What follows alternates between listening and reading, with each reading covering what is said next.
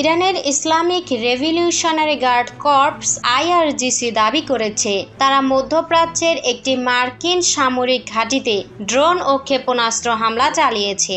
এটি ছিল দক্ষিণ ইরানের বন্দর আব্বাসের কাছে মার্কিন হামলার প্রতিশোধ। আইআরজিসি জানিয়েছে কুয়েতের আলিয়াল সালেম বিমান ঘাঁটিকে লক্ষ্য করে ফাতে 110 ক্ষেপণাস্ত্র নিক্ষেপ করা হয়েছে।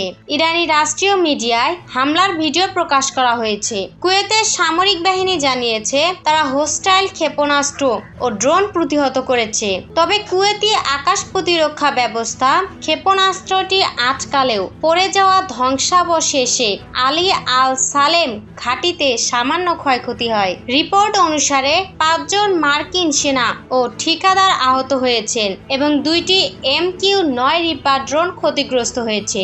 যুক্তরাষ্ট্র এ ঘটনাকে যুদ্ধবিরতি লঙ্ঘন বলে নিন্দা করেছে। বর্তমানে যুক্তরাষ্ট্র ইরানের মধ্যে ভঙ্গুর যুদ্ধবিরতি চলছে।